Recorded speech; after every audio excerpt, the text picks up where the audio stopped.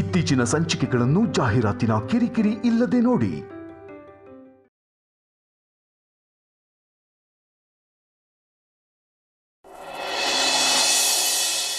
ಮಾವ, ಇದೊಂದ್ಸಲ ನಮ್ಮನ್ನ ಕ್ಷಮಿಸಿ. ಒಳ್ಳೆ ಕಥೆ ಆಯ್ತಲ್ಲ ನಿಂದು. ಏನು ಲೂಸಾ? ಮೆಂಟಲ್ ಆಸ್ಪತ್ರೆ ಸೇರಿಸ್ಬೇಕಾ? ಹೇಳಮ್ಮ ನೀನು, ಹೇಳು. ನೀವ್ ನನ್ನ ಕ್ಷಮಿಸಿದೀನಿ ಅಂತ ಹೇಳೋವರ್ಗು ನಾನ್ ನಿಮ್ ಕಾಲ್ ಬಿಡಲ್ಲ.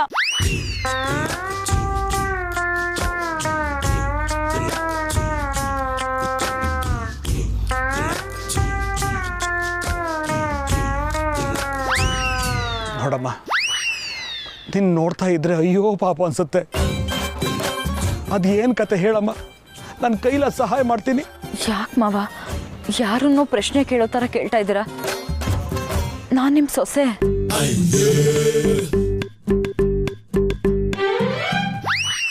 ನೋಡಿ, ನಾನು ನಿಮ್ ಮಗ ಪ್ರೀತಿಸಿ ಓಡೋಗಿ ಮದ್ವೆ ಆಗಿದ್ ನಿಜ. ಹಾಗಂತ ಅದನ್ನೇ ಸಾಧಿಸ್ಬೇಡಿ. ಮದುವೆ ಹೇಗಾದ್ವಿ ಅನ್ನೋದು ಮುಖ್ಯನಾ, ಅಥವಾ ಮದುವೆ ಆದ್ಮೇಲೆ ಹೇಗೆ ಜೀವನ ಮಾಡ್ತಿದ್ದೀವಿ ಅನ್ನೋದು ಮುಖ್ಯನಾ? ನಾವು ಇದೇ ಊರಲ್ಲಿದ್ದೀವಿ, ಚೆನ್ನಾಗೂ ಸಂಸಾರ ಮಾಡ್ತಿದ್ದೀವಿ. ಆದರೆ ನೀವು ಅತ್ತೆ ನಮ್ಮ ಜೊತೆ ಇಲ್ಲ ಅನ್ನೋದೇ ಬೇಜಾರು. ಇವರಂತೂ ದಿನಾಗ್ಲೂ ಕೊರಗ್ತಿರ್ತಾರೆ. ತಾತ, ನಿಮ್ಮಪ್ಪ ನಮ್ಮ ಜೊತೆನೇ ಇದ್ದಾರೆ. ಅಲ್ಲಲ್ಲ, ನಾವು ಅವ್ರ ಜೊತೆನೇ ಇದ್ದೀವಿ. ಏನು, ನನಗೆ ಅಪ್ಪ ಬೇರೆ ಇದ್ದಾನಾ? ಯಾಕೆ ಮಾವ, ಎಲ್ರಿಗೂ ಅಪ್ಪ ಇರ್ತಾನೆ. ನಾವಿಲ್ಲಿರೋದು ಅವ್ರ ಜೊತೆನೆ. ನಾನಂತೂ ಈ ಹಳ್ಳಿಗೆ ಎಷ್ಟು ಹೊಂದ್ಕೊಂಡಿದ್ದೀನಿ ಗೊತ್ತಾ? ಒಂದ್ಸಲ ಮನೆಗೆ ಬನ್ನಿ ಮಾವ, ತಾತಂಗೂ ನಾನು ತುಂಬಾ ಇಷ್ಟ ಆಗಿದ್ದೀನಿ. ನೀವು ಮನೆಗೆ ಬಂದ್ರೆ ನಿಮ್ಮ ಅಪ್ಪನ್ನು ನೋಡ್ದಂಗೆ ಆಗುತ್ತೆ. ಕೋಪ ಬಿಟ್ಟು ಮನೆಗೆ ಒಂದ್ಸಲ ಬನ್ನಿ. ನನ್ನಪ್ಪ ಯಾಕಮ್ಮ ನಿನ್ನ ಮನೇಲಿ ಇರ್ತಾರೆ? ಯಾಕೆ ಅಂದ್ರೆ ಏನ್ ಮಾವ, ಎಲ್ಲ ವಿಷಯನೂ ಗೊತ್ತಿದ್ದು ಈ ರೀತಿ ಕೇಳ್ತಿದ್ದೀರಲ್ಲ. ನೋಡು, ನೀನ್ ಯಾರ ಅಪ್ಪನ ಬಗ್ಗೆ ಮಾತಾಡ್ತಾ ಇದ್ದೀಯಾ? ನನಗೊಂದು ಗೊತ್ತಾಗ್ತಿಲ್ಲ. ತಾತಂಗೇನೋ ಹಠ ಅಂದ್ರೆ ನೀವು ಹಠ ಮಾಡ್ತಿದ್ದೀರಲ್ಲ. ಚಿಕ್ಕವರಿದ್ದಾಗ ನೀವು ಮಾಡಿದ ಸಣ್ಣ ತಪ್ಪಿಗೆ ತಾತ ನಿಮಗೆ ಬೈದ್ರಂತೆ. ನೀವು ಅಷ್ಟಕ್ಕೆ ಕೋಪ ಮಾಡ್ಕೊಂಡು ಮನೆ ಬಿಟ್ಟು ಹೋದ್ರಂತೆ. ಆಮೇಲೆ ತಿರುಗೂ ನೋಡಿಲ್ವಂತೆ. ಆಮೇಲೆ ನಿಮ್ದು ಲವ್ ಮ್ಯಾರೇಜ್ ಅಂತ ಇನ್ನೂ ದೊಡ್ಡ ಗಲಾಟೆ ಆಯ್ತಂತೆ. ನನ್ಗೆಲ್ಲಾನು ಗೊತ್ತು ಮಾವ. ನಂದು ಲವ್ ಮ್ಯಾರೇಜಾ? ತಗೊಳಪ್ಪ, ಇಲ್ದೇ ಇರೋ ಮಗ ಬಂದ, ಅಪ್ಪ ಬಂದ, ಸೊಸೆ ಬಂದ್ಲು, ಫುಲ್ ಫ್ಯಾಮಿಲಿ ಪ್ಯಾಕೇಜ್ ಹೇಳ್ಕೊಂಡ್ ಬಂದಿದ್ದಾಳೆ. ಇನ್ನು ಯಾರು ಇದ್ರೆ ಹೇಳ್ಬಿಡಮ್ಮ, ಶಾಕ್ ಮೇಲೆ ಶಾಕ್ ಕೊಡ್ಬೇಡ. ನನಗೂ ವಯಸ್ಸಾಯ್ತು ನೋಡು. ಅಲ್ಲ, ಈ ಮನುಷ್ಯ ನಾನು ಏನ್ ಹೇಳಿದ್ರು ನಂಬ್ತಿಲ್ವಲ್ಲ, ಏನಪ್ಪ ಮಾಡೋದು? ನೋಡಪ್ಪ, ನೀನು ಪಕ್ಕಾ ಮಿಸ್ಟೇಕ್ ಮಾಡ್ಕೊಂಡಿದ್ದೀಯ. ನೀನು ಅನ್ಕೊಂಡಿರೋ ವ್ಯಕ್ತಿ ನಾನಲ್ಲ. ನಿನ್ನ ತಮ್ಮ ಅಂತೀನಿ. ಇಲ್ಲಿಂದ ಹೋಗು. ಸಂಸಾರ ಅಂದಮೇಲೆ ಒಂದ್ ಮಾತು ಬರುತ್ತೆ ಹೋಗುತ್ತೆ. ಹಾಗಂತ ಸಂಬಂಧನ ಕಟ್ಕೊಳಕ್ಕಾಗತ್ತಾ? ನೀವು ನನಗಿಂತ ದೊಡ್ಡವರು, ತಿಳಿದವರು. ಚಿಕ್ಕ ವಯಸ್ಸಲ್ಲಿ ಆಗಿದ್ ಒಂದೇ ಒಂದು ತಪ್ಪಿಗೋಸ್ಕರ ಅವ್ರು ಯಾರು ನನಗೆ ಗೊತ್ತೇ ಇಲ್ಲ, ಈ ಸಂಬಂಧನೇ ಬೇಡ ಅಂತ ಹೇಳೋದು ಎಷ್ಟು ಮಟ್ಟಕ್ಕೆ ಸರಿ ಮಾವ? ನೀವೇ ಒಂದ್ಸಲ ಯೋಚನೆ ಮಾಡಿ. ಲೋ ರಮೇಶ, ಇವಳು ಆಕ್ಟಿಂಗಿಗೆ ಚಾನ್ಸ್ ಕೇಳ್ಕೊಂಡು ಬಂದವಳು ಅಲ್ಲ ಕಣೋ, ಕತೆ ಬರೆಯೋಳು. ಹೆಂಗ ಕತೆ ಕಟ್ತಾಳೆ ನೋಡು. ಮೌ, ನೀನ್ ಆಕ್ಟ್ರಾ ಕತೆ ಬರೆಯೋಳ? ಸ್ವಲ್ಪ ಬಾಯಿ ಮುಚ್ಕೊಂಡಿರ್ತೀರಾ ಮಾವ? ಇದು ಕತೆ ಅಲ್ಲ, ಜೀವನ.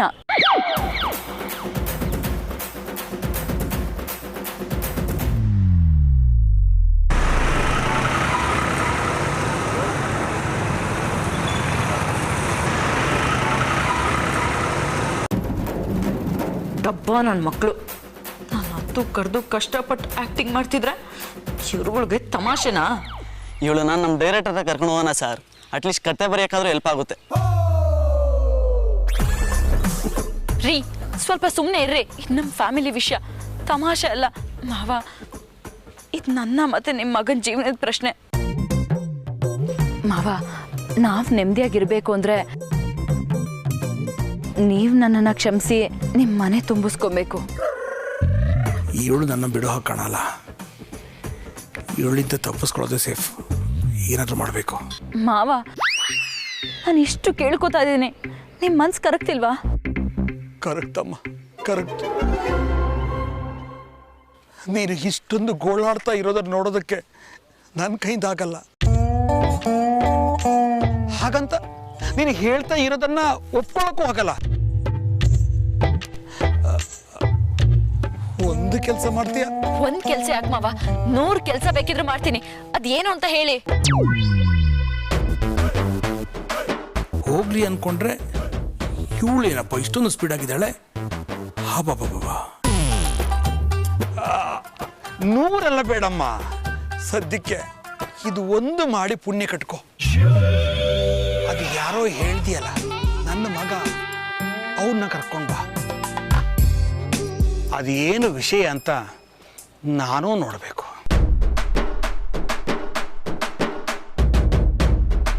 ನಿಜವಾಗ್ಲೂನಾ? ಹೂನಮ್ಮ, ನಿಜವಾಗ್ಲೂ ಅವ್ರನ್ನ ಕರ್ಕೊಂಬರ್ಲಾ? ಕರ್ಕೊಂಡ್ ಬಾ, ಮಾತಾಡ್ತೀನಿ. ಸರಿ ಮಾವ, ಹಾಗೆ ಆಗ್ಲಿ. ನಾಳೆನೇ ಕರ್ಕೊಂಬರ್ತೀನಿ. ನೀವಿಲ್ಲೇ ಇರ್ತೀರಾ ಅಲ್ವಾ? ನಾನು ಎಲ್ಲಿಗಮ್ಮ ಹೋಗ್ಲಿ, ಇಲ್ಲೇ ಶೂಟಿಂಗ್, ಇಲ್ಲೇ ಇಡ್ತೀನಿ.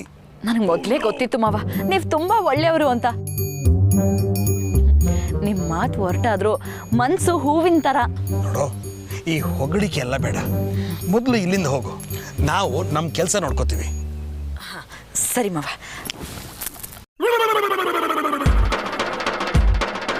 ನನಗೆ ಆಶೀರ್ವಾದ ಮಾಡಿ ಮಾವ. ಆಯ್ತಮ್ಮ, ಒಳ್ಳೇದಾಗ್ಲಿ, ಒಳ್ಳೇದಾಗ್ಲಿ. ಹಿರಿಯರು ಅಂದ್ರೆ ನಂಗೆ ತುಂಬಾ ಭಕ್ತಿ. ಬರ್ತೀನಿ. ಆಯ್ತು, ಬರ್ತೀನಿ ಮಾವ.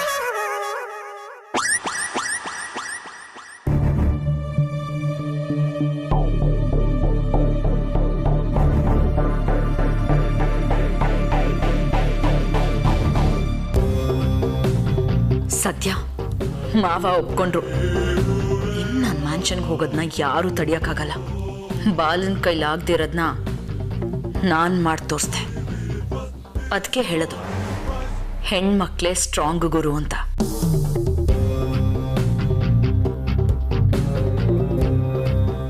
ಮಾವ, ಇಷ್ಟು ದಿನ ನಮ್ಮನ್ನ ದೂರ ಇಟ್ಟು ಆಟ ಆಡ್ಸಿದ್ರಲ್ಲ,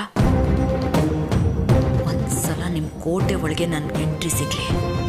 ಆಮೇಲೆ ನಾನು ಎಲ್ರೂ ಹೇಗೆ ಆಟ ಆಡಿಸ್ತೀನಿ ಅಂತ ನೋಡ್ತಾ ಇರಿ.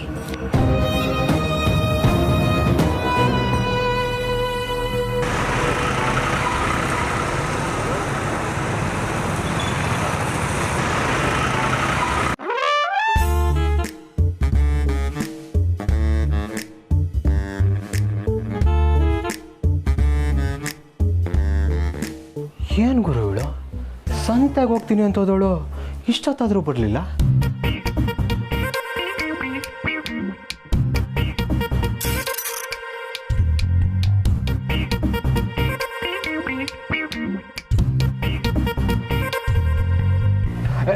ದಿವ್ಯಾ, ಎಲ್ಲೋಗ್ಬಿಟ್ಟಿದೆ ನೀನು? ನನಗೆ ಎಷ್ಟು ಟೆನ್ಷನ್ ಆಗಿ ಹೋಗಿತ್ತು ಗೊತ್ತಾ? ನೀನು ಒಂದು ನಿಮಿಷ ನನ್ನ ಜೊತೆ ಇಲ್ಲ ಅಂದರೆ ನನ್ನ ಕೈ ಕಾಲೇ ಆಡಲ್ಲ ಬೇಬಿ. ಯಾಕೆ? ಏನು ದಿವ್ಯಾ ಹಿಂಗೆ ಕೇಳ್ತೀಯಾ? ಲವ್ವು, ನಿನ್ನ ಮೇಲೆ ನನಗೆ ಲವ್ವು. ಅದು ಬಿಡು, ನಿಮ್ಮಪ್ಪ ಎಲ್ಲಿದ್ದಾರೆ ಅಂತ ಗೊತ್ತಾ? ಏನು ಬೇಬಿ ನೀನು, ನಾನು ರೊಮ್ಯಾಂಟಿಕ್ಕಾಗಿ ಏನಾದರೂ ಹೇಳ್ತೀಯ ಅಂದ್ಕೊಂಡ್ರೆ ಯಾವಾಗಲೂ ನಮ್ಮ ಅಪ್ಪನ ಬಗ್ಗೆನೇ ಕೇಳ್ತೀಯಲ್ಲ. ಅದು ಇದೆ ಬಾಲ, ಆದರೆ ಮಾವ ಎಲ್ಲಿದ್ದಾರೆ ಅಂತ ತಿಳ್ಕೊಳ್ಳೋ ಕುತೂಹಲ ಅಷ್ಟೇ. ಓ ಹಾಗಾ? ಮೊನ್ನೆ ಅಪ್ಪನ PA ಕಾಲ್ ಮಾಡಿದಾಗ ಕೆಲ್ಸದ ಮೇಲೆ ಅಮೆರಿಕದಲ್ಲಿದ್ದೀನಿ ಅಂತ ಹೇಳಿದ್ರು. ಇವತ್ತೆಲ್ಲಿದ್ದಾರೋ ಗೊತ್ತಿಲ್ಲ ಬೇಬಿ. ಹೌದಾ? ಸರಿ ಬಿಡು. ಬೇಬಿ, ಯಾಕೆ ಒಂಥರ ಇದೆಯಾ? ಮೂಡಿಲ್ವಾ? ಯಾವಾಗಲೂ ಇದ್ದಿದ್ದೆ. ಮೂಡ್ ಆಫ್ ಯಾಕಿದೆ ಅಂತ ಕೇಳಿದೆ ಬೇಬಿ, ತಪ್ಪು ತಿಳ್ಕೊಬೇಡ.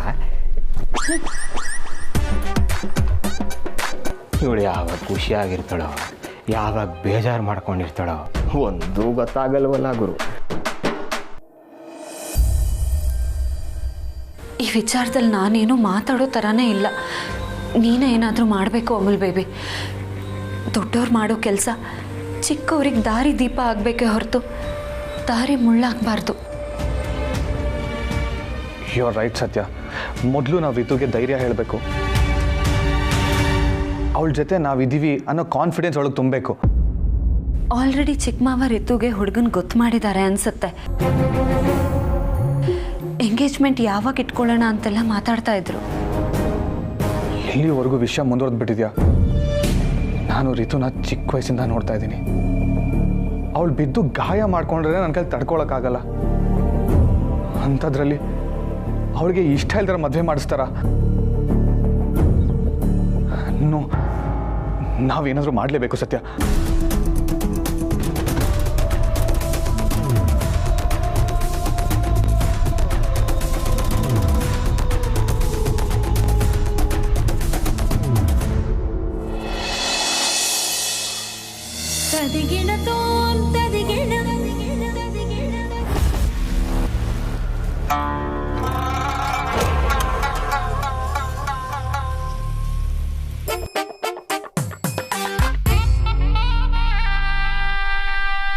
ಬಾಲ, ಯಾಕೋ ನಮ್ಮ ಹುಡುಗಿ ಸಾಕತ್ ಖುಷಿ ಆಗವಳೆ. ಇದೇ ಚಾನ್ಸು, ಬಿಡ್ಬೇಡ.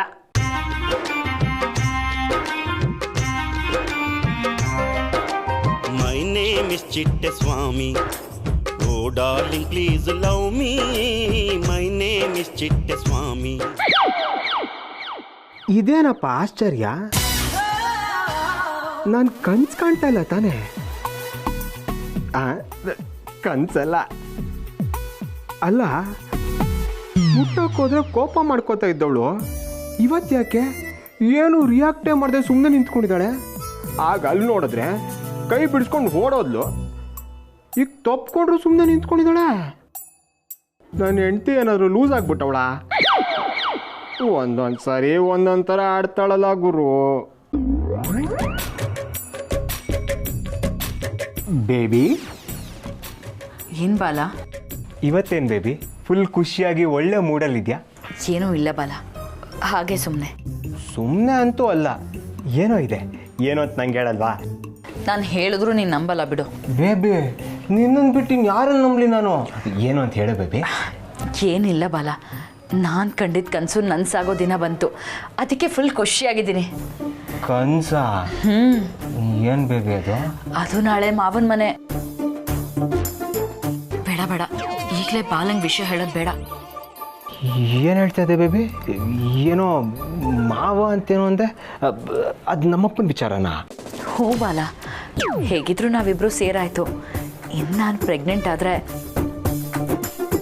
ನಾವು ಮಾವನ ಮನೆಗೆ ಹೋಗ್ಬೋದು, ನಿಮ್ಮ ಮ್ಯಾನ್ಷನಲ್ಲೇ ಇರ್ಬೋದು. ನಮ್ಮ ಕಷ್ಟದ ದಿನ ಎಲ್ಲ ಮುಗ್ದು ಹೋಗುತ್ತೆ, ನಾನು ಫುಲ್ ಖುಷಿಯಾಗಿರ್ಬೋದಲ್ವಾ?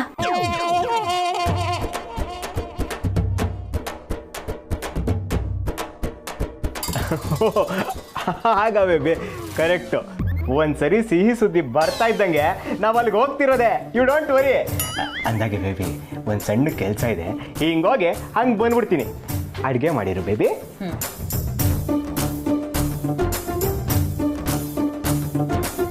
ಅಮ್ಮ, ಸದ್ಯ ಮಾವನ ಮನೆ ಅಂದಾಗ ಏನಾದರೂ ಹೊಸ ತಲೆನೋವು ತಂದ್ಲೇನೋ ಅನ್ಕೊಂಡ್ಬಿಟ್ಟೆ. ದೇವ್ರು ದೊಡ್ಡವನು. ಪೆದ್ದ, ನಾನು ಹೇಳೋದನ್ನ ನಂಬ್ಕೊಂಡು ಖುಷಿಲಿ ಹೋಗ್ತಾ ಇರೋದು ನೋಡು. ನಾಳೆ ಬೆಳಿಗ್ಗೆ ನಾನು ಅವನಿಗೆ ಕೊಡೋ ಸರ್ಪ್ರೈಸ್ಗೆ ಅದ್ರ ಹೋಗ್ತಾನೆ ಪಾಪ. ಅದಕ್ಕೆ ನಮ್ಮ ರಿತು ಎಂಗೇಜ್ಮೆಂಟ್ಗೆ ಒಂದು ಒಳ್ಳೆ ಡೇಟ್ ನೋಡಿ ಅಂತ ಹೇಳಿದ್ದೆ, ಏನಾದರೂ ನೋಡಿದ್ರಾ? ಹಾಂ ಲಕ್ಷ್ಮಣ, ನಮ್ಮ ಜ್ಯೋತಿಷ್ಕಾರಿದ್ದಾರಲ್ಲ ಅವ್ರು ಹೇಳಿದ್ರು ನಾಡಿದ್ದೇ ಒಳ್ಳೆ ದಿನ ಇದೆ, ಎಂಗೇಜ್ಮೆಂಟ್ ಮಾಡಬಹುದು ಅಂದರು.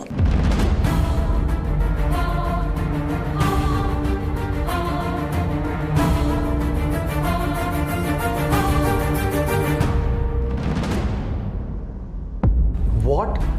ನಾಡಿದ್ದೇನಾ? ಇಷ್ಟು ಬೇಗ ಏನಮ್ಮ ಅರ್ಜೆಂಟು? ನೀನು ಸುಮ್ಮನೆ ಇರು ಕಾರ್ತಿಕ್, ನೀನು ಇದ್ರಲ್ಲಿ ತಲೆ ಹಾಕಬೇಡ. ರೀತು, ಕೂತ್ಕೋ. ಇಲ್ಲಿ ನಡೀತಾ ಇರೋದು ನಿನ್ನ ಭವಿಷ್ಯದ ಮಾತುಕತೆ. ನಾಡಿದ್ದೇ ನಿನ್ನ ಎಂಗೇಜ್ಮೆಂಟ್ ಅನ್ನೋದು ನಿನಗೆ ಗೊತ್ತಿರಲಿ. ಯಾಕಪ್ಪ, ಯಾಕೆ ನನಗೆ ಇಷ್ಟೊಂದು ಫೋರ್ಸ್ ಮಾಡ್ತಾ ಇದ್ದೀರಾ? ನಾನು ಇದನ್ನೆಲ್ಲ ಬೇಡ ಅಂದಮೇಲೂ ಯಾವನ್ಗೋ ನನ್ನನ್ನು ಯಾಕೆ ಕಟ್ತಾ ಇದ್ದೀರಾ? ನಾನು ನಿಮಗೆಲ್ಲ ಅಷ್ಟೊಂದು ಭಾರವಾಗಿ ಹೋಗಿದ್ದೀನ?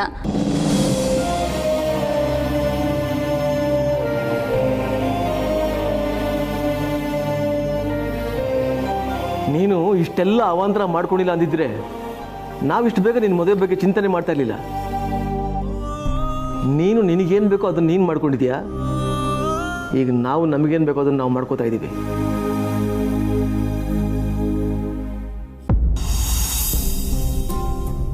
ರೀ, ಇನ್ನೊಂದ್ಸಲ ಯೋಚನೆ ಮಾಡ್ರಿ.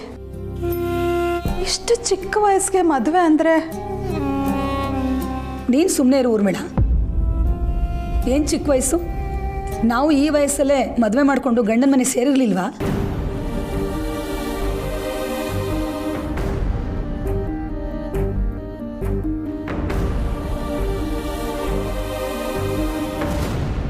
ಲಕ್ಷ್ಮಣ, ನೀನು ಹುಡುಗನ ಮನೆಯವ್ರಿಗೆ ತಿಳಿಸ್ಬಿಡು, ನಾವು ನಾಡಿದ್ದೆ ಎಂಗೇಜ್ಮೆಂಟ್ ಇಟ್ಕೋತೀವಿ ಅಂತ.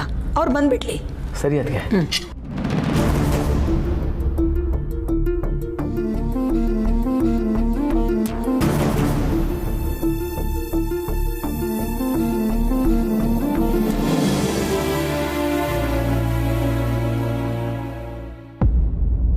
ಏನಮ್ಮ ನೀವು ನಿಮ್ಮ ಕಾಲದಲ್ಲಿ ಬೇಗ ಮದುವೆ ಆಗ್ತಾ ಇದ್ರು ಅಂತ ಈ ಕಾಲದಲ್ಲೂ ಅದನ್ನೇ ಪಾಲ್ಸಕ್ಕಾಗತ್ತಾ? ಸ್ವಲ್ಪ ದಿನ ಬಿಡಮ್ಮ ಪ್ಲೀಸ್, ಆಮೇಲೆ ಏನು ಅಂತ ವಿಚಾರ ಮಾಡೋಣ. ಇವಾಗ ಪಾಪ ರಿತು ಬೇಜಾರು ಮಾಡ್ಕೊಂಡಿದ್ದಾಳೆ, ಅದೆಲ್ಲ ಸರಿ ಹೋಗ್ಲಿ ಅಮ್ಮ.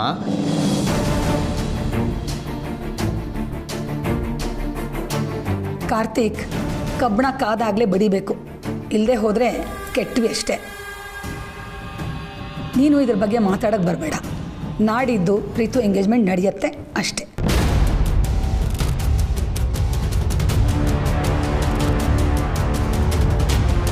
ಸೀತಮ್ಮ,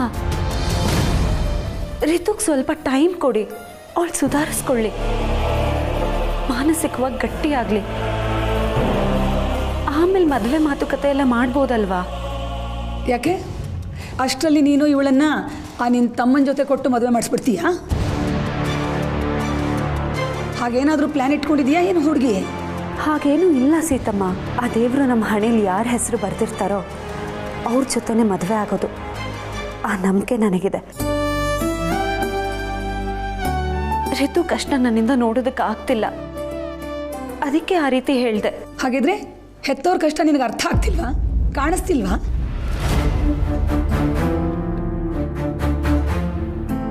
ಆ ಹುಡುಗನ ವಿಚಾರದಲ್ಲಿ ಗಲಾಟೆ ಆದಾಗಿಂದ ಲಕ್ಷ್ಮಣ ಊರ್ಮಿಳನ್ನು ನೋಡಿದೀಯಾ ಎಷ್ಟು ಸೊರಗೋಗಿದ್ದಾರೆ ಅಂತ?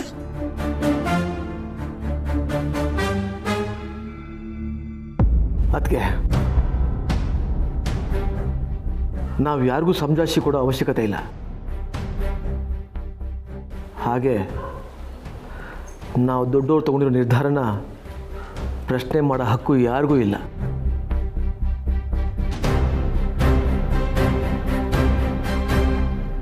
ನಿಮ್ಗಳು ಈಗೋಲಿ ರಿತು ಲೈಫ್ ಹಾಳಾಗ್ತಾ ಇದೆ. ಯಾರು ಏನು ಬೇಕಾದ್ರೂ ಅನ್ಕೋಬೋದು, ನಾಡಿದ್ದು ಎಂಗೇಜ್ಮೆಂಟ್ ನಡೆದೇ ನಡೆಯುತ್ತೆ.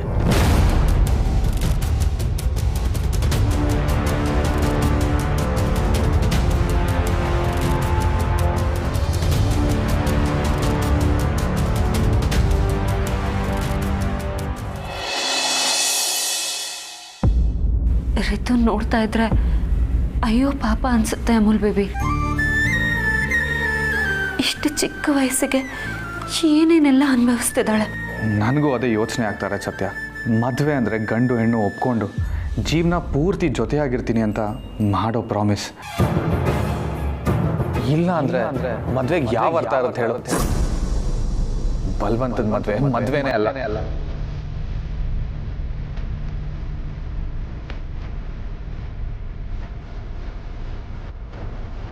ಇದು ನೀನು ನನಗೆ ಮಾಡಿದ ಅನ್ಯಾಯ ಸತ್ಯ. ನನ್ನ ಕೈಯಲ್ಲಿ ನಿನ್ನ ಕುತ್ತಿಗೆಗೆ 3 ಗಂಟೆ ಹಾಕಿಸ್ಕೋಬೇಕು ಅಂತ ಹೀಗೆಲ್ಲ ಮಾಡಿದ್ಯಾ? ಕುತ್ತಿಗೆಗೆ 3 ಗಂಟೆನೂ ಹಾಕ್ತೀನಿ, ಆದರೆ ಒಂದು ಮಾತ್ರ ತಿಳ್ಕೊ, ನಾನು ಸಾಯೋವರೆಗೂ ನಿನ್ನನ್ನು ದ್ವೇಷಿಸ್ತೀನಿ.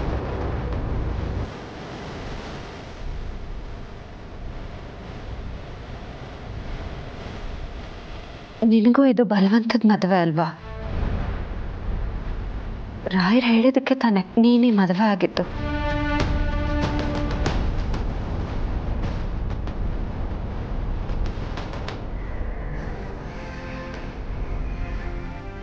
ನಾನು ನಮ್ಮಿಬ್ಬರ ವಿಷಯ ಹೇಳಿದಲ್ಲ ಸತ್ಯ, ಜನರಲ್ ಆಗಿ ಹೇಳಿದೆ.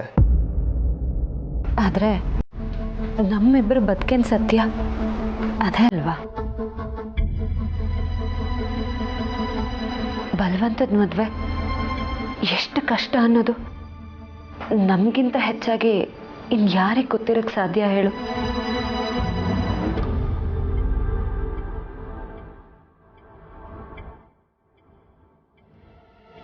ನಮ್ಮಿಬ್ಬರ ಕತೆ ಬೇರೆ ಸತ್ಯ. ಮದುವೆಗಿಂತ ಮುಂಚೆ ನಾವಿಬ್ರು ಫ್ರೆಂಡ್ಸ್ ಆಗಿದ್ವಿ. ಮದುವೆ ಟೈಮಲ್ಲಿ ಅದು ನಂಗೆ ಇಷ್ಟ ಇಲ್ಲದೆ ಹೋದ್ರು ನೀನು ಯಾರು, ನೀನು ಹೇಗೆ ಅಂತ ನನಗೆ ಗೊತ್ತಿತ್ತು, ನನ್ನ ಬಗ್ಗೆ ನಿನಗೆ ಗೊತ್ತಿತ್ತು. ಆದರೆ ಇಲ್ಲಿ ರಿತುಗೆ ಯಾರೋ ಪರಿಚಯನೇ ಇಲ್ದಿರೋ ಜೊತೆ ಮದುವೆ ಮಾಡಕ್ಕೆ ಹೊರಟಿದಾರಲ್ಲ, ಅದು ನಂಗೆ ಟೆನ್ಷನ್ ಆಗ್ತಾ ಇರೋದು.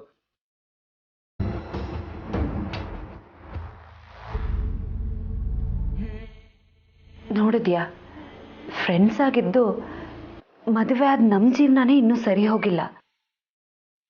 ಇನ್ನು ರೀತು ಬೇರೆ ಮದುವೆ ಆದರೆ ಹೇಗಿರ್ತಾಳೆ? ಅವಳಿಂದ ರಾಕೇಶನ್ ಮರೆಯಕ್ಕಾಗತ್ತಾ? ಬೇರೆ ಹುಡುಗನ್ನ ಒಪ್ಕೊಳ್ಳೋದಕ್ಕಾಗತ್ತಾ?